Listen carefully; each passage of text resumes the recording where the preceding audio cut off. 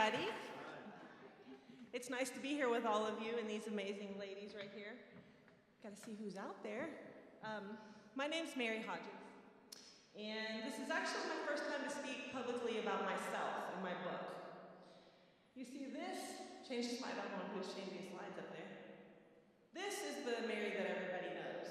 This is Car Seat Mary. She has been speaking out publicly for years, TV, radio, whatever, always jumping at the chance to help a parent save a life. I work with first responders, paramedics, law enforcement, moms, manufacturers. But I think we should all be honest here for a minute. The reason I am so good at being her is because I hid behind a career for 28 years. It's a lot easier to be doing things for everybody else. You know, it's easy to get up and speak in front of a lot of people when you have the confidence to have the data behind you to say, rear-facing in a car seat's a lot safer than forward-facing. I don't take offense or have my feelings hurt if you don't agree with what Car Seat Mary has to say, because it's a fact what she says. So when it comes to that, I'm fearless. When it comes to this, not so much. So there comes a point in your life where things are going to become so unbearable and so intolerable and tragic that you can't hide behind a career. You can't ignore the things that are going on in your life. You actually have to deal with it. Financial worries, relationship issues, disappointments, betrayals, disappointments with myself, with other people. You know, everyday life happens to all of us. You'll either find a breakthrough or you'll find a breakdown. So let's change the slide here. So for me, my ultimate breakdown started with the loss of a loved one to suicide. My dear friend Mark. He was always smiling, always positive, just an all-around amazing person. You know, they say there are signs. Honestly, I didn't see the signs. So, you know, I was devastated. I was heartbroken. I called my mom, sobbing my eyes out like we do when something terrible's going on. We call our mom. How could this happen? And for the next year, I fell apart at the seams while my mom walked me through the toughest lesson of my life. She would remind me that I was strong enough to survive such grief and that someday I'd see the lesson in all of this. Through great tragedy, a triumph is waiting to be revealed. She'd say, stop being so sad for what you think you missed out on and be grateful for the time that you had. I focused on trying to see the beauty in that lesson, but it was difficult. So guess what I did? I got even busier at work because, you know, Car Seat Mary is just not quite amazing enough, so, you know, I had to hang out there a little bit longer. Go ahead and change the slide. And then the unthinkable happened. Just before Christmas of 2009, my mom called to tell me she had been diagnosed with cancer. She could beat this. We'll get through this. But she didn't. And shortly after Valentine's Day that year, she passed away. My best friend, my biggest supporter in the entire world, had left me here. And with family and friends all around me, I felt completely alone. Who do I call now when I'm falling apart? Who do I call about this? So I sat there in her room and I cried my eyes out. I cried for every struggle I had ever stuffed down, trying to ignore. And I cried for every heartache I had ever had. And I cried for that little girl that just lost her mom. I cried until I had nothing left to cry. And then I heard her voice loud and clear. Stop being sad for what you think you missed out on, and be grateful for the time that you had. And in that moment, I got it. I understood the gift of Mark's death. For had I not experienced this journey with my mom, I would never have been able to make it through that. So, let's go to the next slide. So who am I really? I'm still figuring that out. I'm a wife. I'm a mother.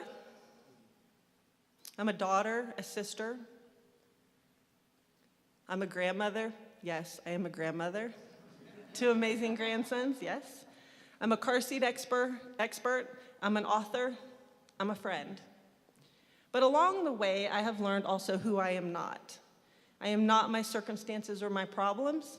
I am not my lacks or my limitations. I am not my poor choices or my bad decisions. Thank God. I may not even be the person that you think you see standing here. I'm just like everyone else in this room. I'm on my journey to figuring out who God created me to be.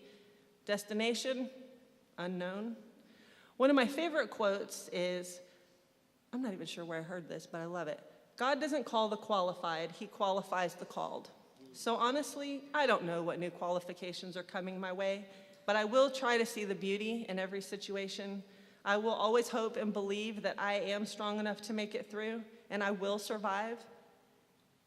And I can be anyone or anything I choose to be, and then it really will be a new day, another chance. My friend Cindy, my awesome friend Cindy, is here to talk to you more about the importance of how important it really is to always hope.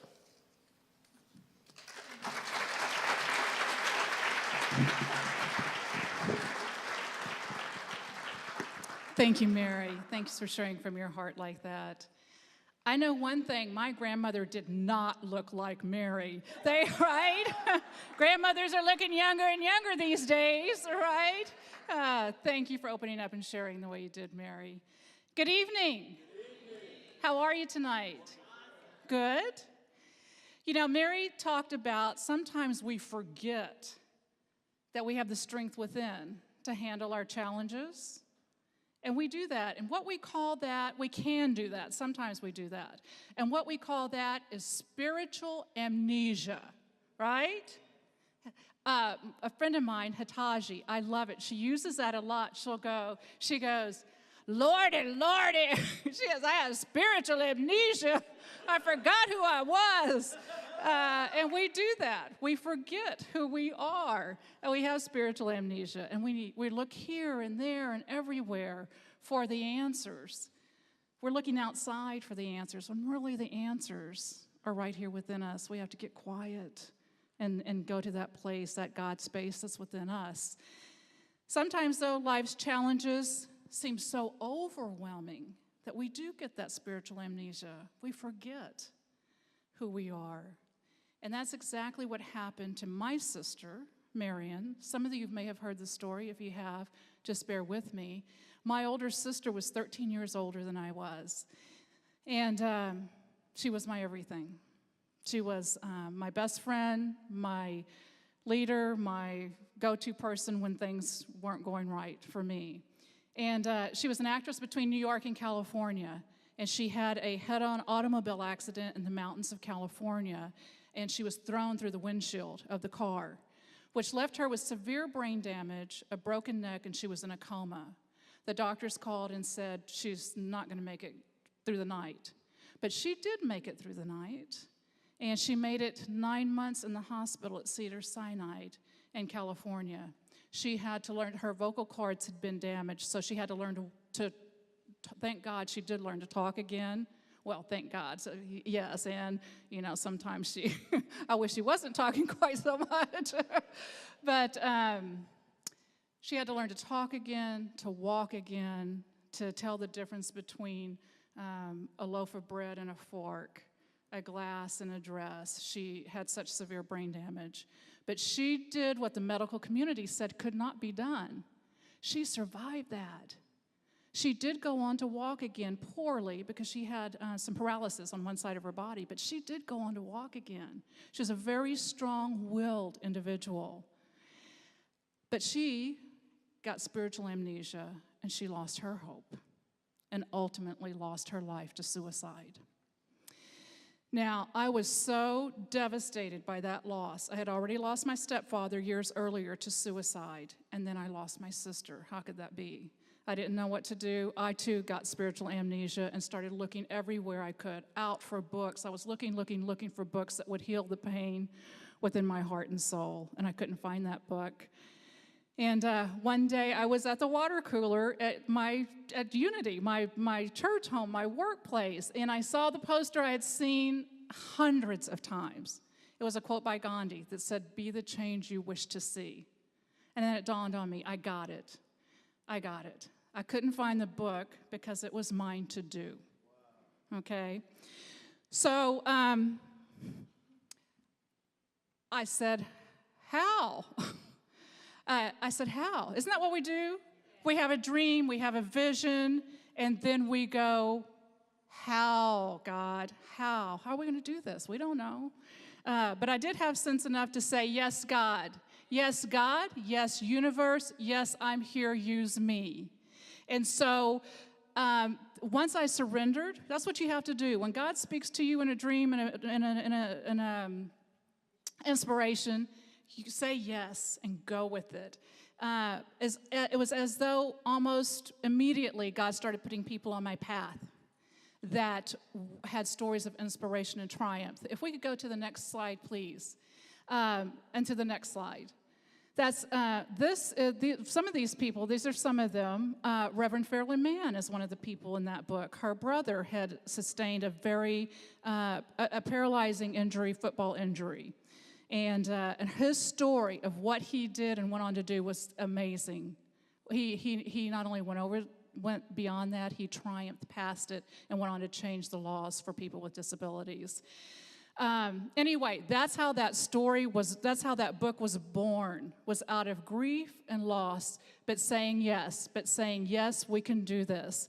So my message tonight is, if you're struggling, if you are wrestling with some big problem, you're in the very right place tonight. This church, Unity Principles, will give you the tools that you need to get past whatever it is you are struggling or working through. We have, in our opinion, the best ministers that are ever anywhere, not just in the city, but anywhere. And Reverend Fairlyn Mann, Reverend Michael Gott, Reverend Mindy Lawrence, and Jean Marie, who's not here with us, Howard and Diane. You have the support that you need to get past and to thrive through whatever situation you're in. And remember, there's always hope. God bless you. And now I'm going to turn it over to Kimberly. Once we get our hope, then we start reaching for the rings, okay? And so Kimberly's going to tell us how we do that. Kimberly? Thank you. You're welcome. Oh, can't see.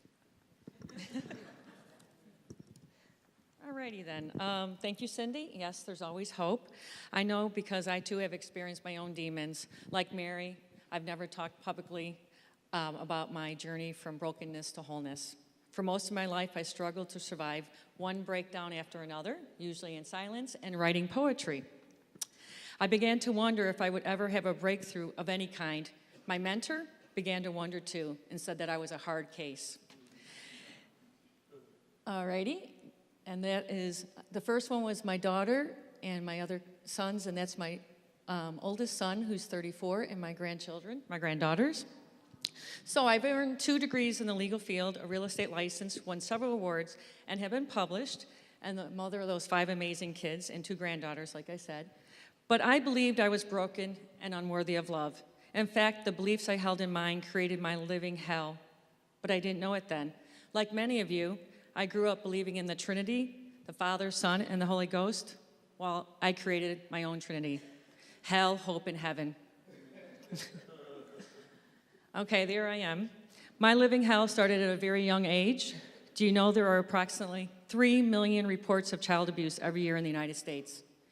In Harris County, just last quarter, December to February, 14,000 cases of child abuse were reported. The actual statistics we'll never know because it's unreported.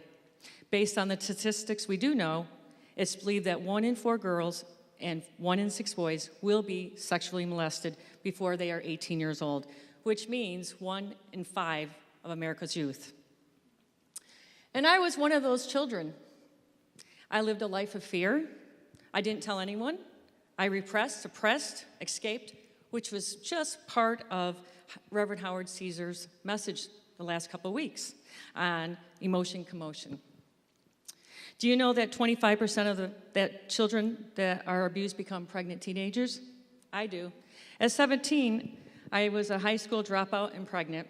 Despite this change in my life, 4 years later, as a single mom, I enrolled in a community college to pursue a degree in journalism.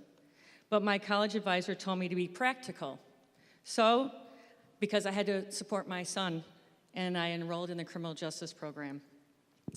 One afternoon, I was at my apartment doing homework with the television on, and I heard John Bradshaw speak on a talk show about child abuse. He spoke in the English language, but to me, it was a foreign one. He said that child abuse was not normal. Wow, what a shock to me that was. I never named my experiences child abuse because that would have made them real. Watching John Bradshaw that afternoon was the beginning of the return of my suppressed memories.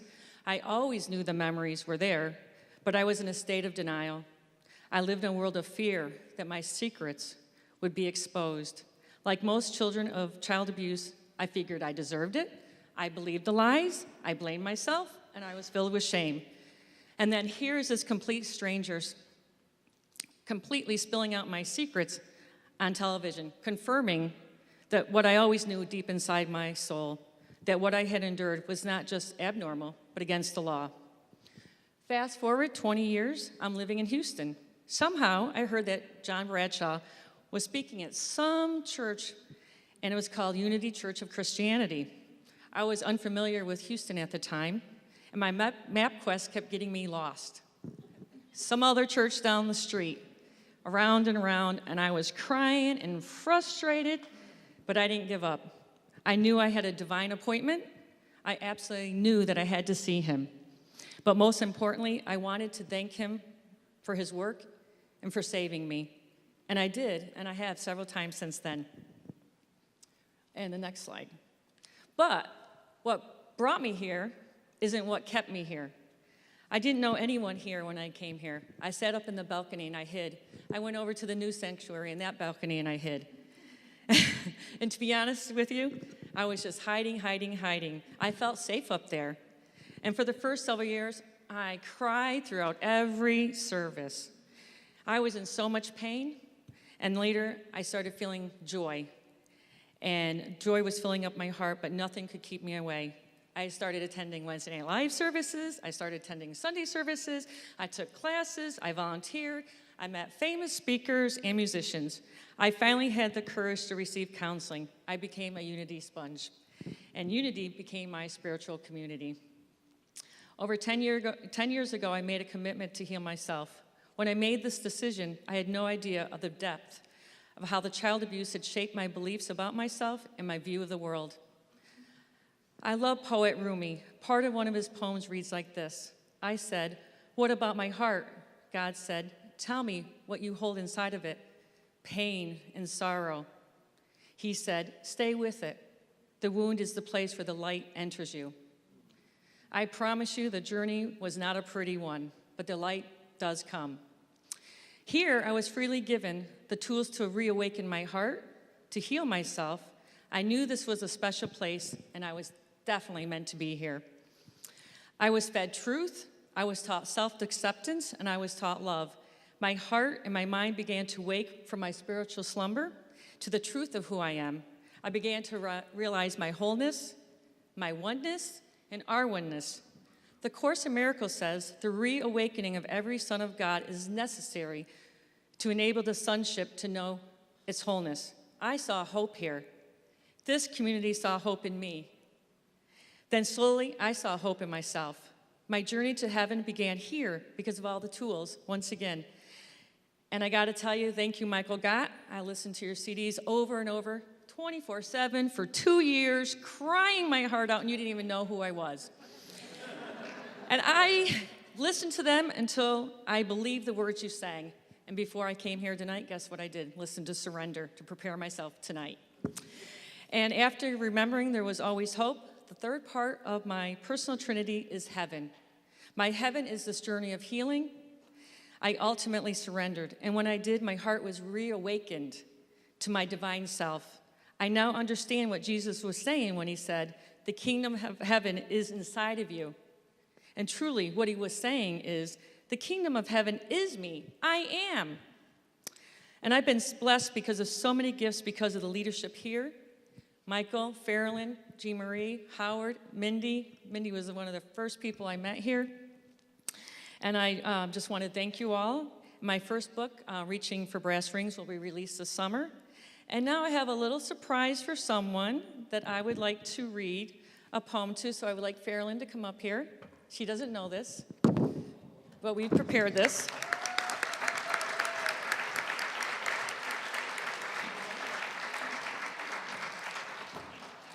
Alrighty.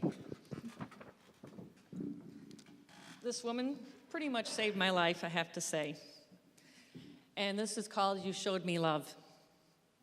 When my ears could not hear nearby crickets chirping their choruses of praise, you whispered truth into my bleak soul. When sleepless nights broke into dawn, my body drenched in tears, you cradled me in the silence, soothing away my fears. When I was starving and thirsty, you quenched my thirst with peace, fed my belly with kindness, filled my heart with manna from heaven. And when I thought I was losing my mind, you took me up to the highest mountain, letting me scream out my sorrow until I found my voice again. When I could only see darkness, you pointed to the bright blue sky, and above us crowned the horizon. When I lost my will to live, you patiently taught me how to give birth to my highest self. And when I did not recognize my weary face in the mirror, you gazed into my eyes until I saw a beautiful reflection of myself, uniting us as one. When I could not love myself because I did not know how, you showed me love. And I love you.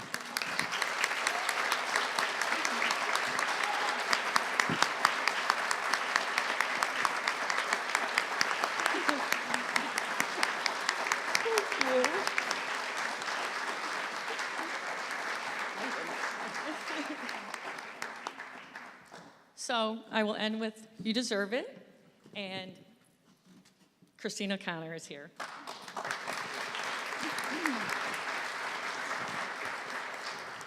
Wow, so was that heart opening or what?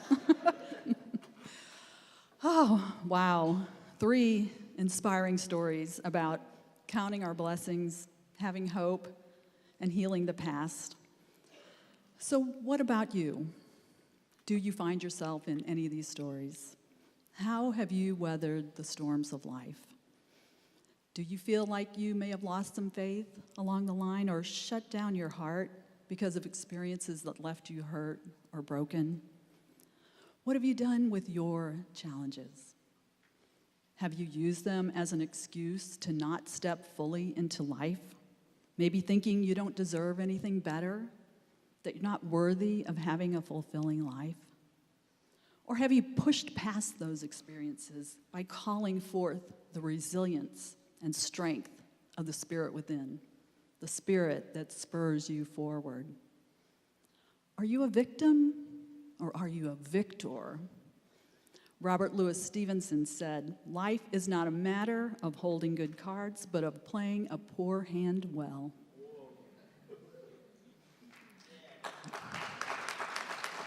Thank you, Robert.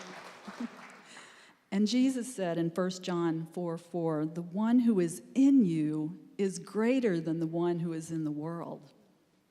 Do you embody that truth? When you do, you are able to take charge over the quality and creation of your life.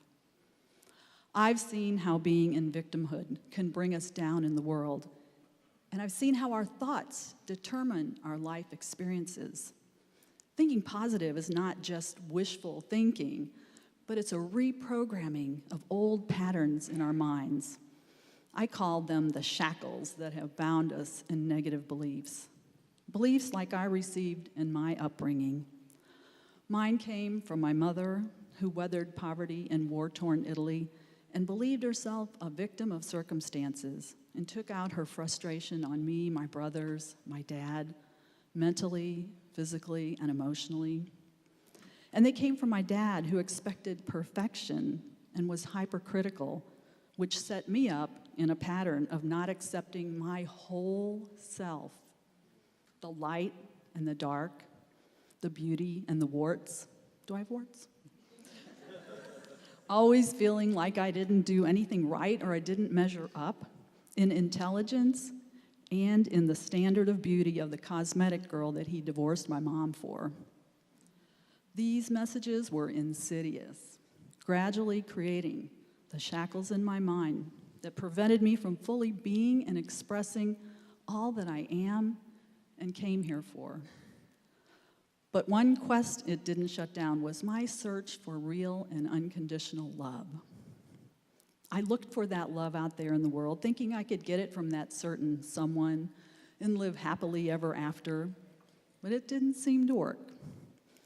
I had given up on traditional religion early on, having a deeper knowing within that the God that I imagined in my heart was a God that loved his children unconditionally, that was more than some man in the sky, that wouldn't throw his children in a pit of fire for making choices that didn't please him, even though they'd been given the choice of free will and choice. My God, wherever he lived, was a greater God. Then, one of those serendipitous moments, I glanced at a newspaper article that mentioned Unity Church. Something about that word, unity, instantly spurred me on to want to visit that church, even though I had not stepped into a church in over 20 years. When I walked into this pyramid 28 years ago and heard Howard's message, I instantly knew I was home, as many of you have. And like Kimberly, I cried at every service for years. That is what happens when we hear truth, right? At least for us. How about you? I too soaked it all in. And as a single mom of 3 abandoned without financial support, I'm forever grateful for the child care given here, for it enabled me to get involved in volunteering, classes, the incredible speakers, including John Bradshaw, and of course through the messages of our wonderful and awesome ministers and teachers. When I came here, I would sit in the back, too afraid and self-conscious to be seen or heard, but Spirit had other plans for me. And I followed that inner voice that nudged me to take the classes for credit, to work for unity, and that there was more for me to do in the world. I eventually decided that I was tired of censoring myself and just wanted to be the real me. Crazy, silly, making mistakes, doesn't matter. And as I learned self-acceptance and broke out of those mental shackles, I found that I could actually do the things that I felt I couldn't do in life. I became a licensed Unity teacher, a certified laughter leader, a speaker, and an author who wanted to share her story of the quest for love. As I look back on all my failed relationships of my past, I was able to find the lessons that they contained. And as I discovered the hidden false beliefs about myself, lo and behold, I discovered that I wasn't a bad person. I was perfect. I was imperfectly perfect. I had been not loving and accepting myself. And it was that belief that had affected my life. So the more I came to love and accept myself, I realized that the love that we seek out there is the love that we are and have within. And to be and express that love is what we are here to do. Jesus said, love one another. That is what is meant by reawakening our hearts. We may have had the challenges, we may have shut down our hearts, but we can always let the Holy Spirit override the past and let our hearts burst open and let our love out into the world. When we seek ye first the kingdom of God, all else will be given to us. That is what happened for me and happens for all of us. You are the love. You are the light. You can overcome it all and reawaken your heart if you have found it shut down. Ask Spirit to help you. Do what it takes. Pray, meditate, let go, and forgive the past. Come to your spiritual home and hear the messages. Take classes, get the support, volunteer, or give to others, and you will find your heart awakened once again. You deserve all the good that God has in store for you, but you must believe that you do. You can have a full and rich life with abounding love and prosperity because you deserve it. no matter what life has presented you in the past. I know it now, and I know that for you. So remember, there's always a new day with another chance, to always have hope, to reach for brass rings, because you deserve it. Thank you.